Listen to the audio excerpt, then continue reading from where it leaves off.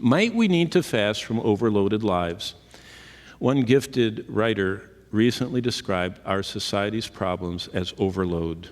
See if you can see what he meant, and then think with me where you show up on a diagnostic test that determines how much of this deadly condition called overload is in our lives. Number one, he says, we have choice overload. In 75, there were 9,000 supermarket items on the shelves. Today, a Walmart's flagship, the Supercenter, has 142,000 different products. We've gone in a short order from 9,000 needed items to 142,000. We have choice overload. In fact, Alvin Toffler wrote, we are in fact racing toward overchoice. I think we're there. We have too many choices. That's why people can't do it. They're paralyzed. Too many choices. Here's another one, decision overload. This generation is facing never dreamed of before decisions, like whether or not to wait to have children. People couldn't wait to have children. They just had children. I mean, now how long am I going to wait? How much money do I have to have? How many school loans do I pay off before I have kids? Or how about this, moving to change jobs? You didn't move to change jobs. You were desperately connected because you lived in one place your whole life and you just kept your job. How about whether both mom and dad should work outside the home? How about whether we should put grandma into the home or not? Those weren't even choices in the old days. We're just overloaded. Too many decisions in too short a time is vintage overload. How about this? Food overload. The Surgeon General reports that Americans are overweight today more than at any time in history. But at the same time, 40,000 children die every day from starvation and preventable disease. So we're living in an overindulgent, gorging themselves. I mean, people say, I'm going to the all-you-can-eat buffet.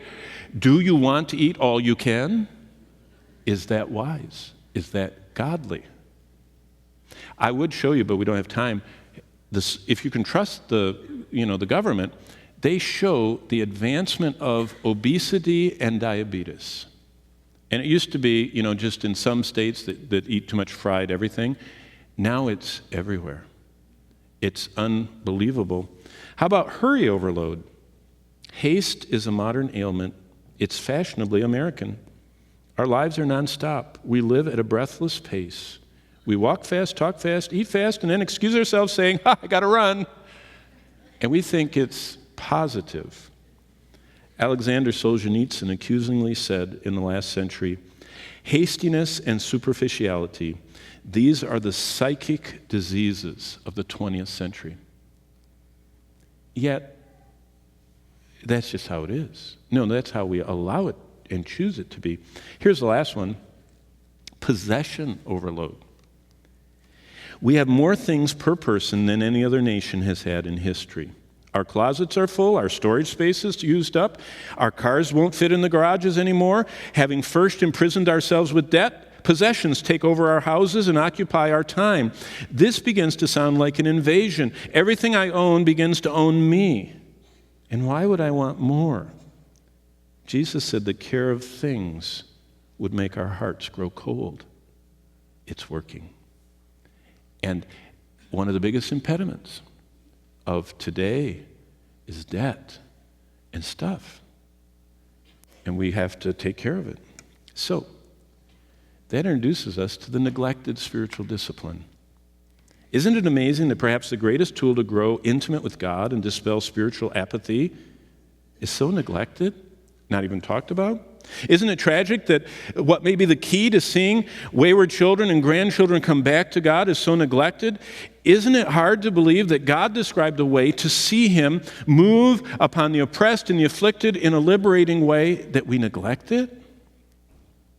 Because we're overloaded with decisions and choices and food and hurry and possessions? Probably we don't think about fasting, hear about fasting, or practice fasting because we are indulging ourselves. And we do that in America like no nation has ever done in the history of our planet. We consume more than anyone ever dreamed was possible. And it's our right. It might be their right. I'm not sure it's ours as those who belong to the Lord. Today we look back and forward. The Lord's Supper is a look back. We remember the work of Christ on the cross 2,000 years ago. We note in our hearts that Christ died, Christ rose, Christ ascended to the right hand of God. He took my penalty on himself. That's what salvation is. My sins are on him. And if you don't know your sins are on Christ, then his arms are still open to you. But we who know Christ know he imputed his righteousness to us. He dealt with our guilt. He took away the shackles of our sin, and Satan was defeated. And our destiny in hell was blotted out of the future for all of us who have come to Christ. So that's the Lord's Supper. What's fasting? Do you remember? About a month ago I told you that Jesus said, when the bridegroom is gone, that's when he ascends to heaven. He said, then my disciples will fast.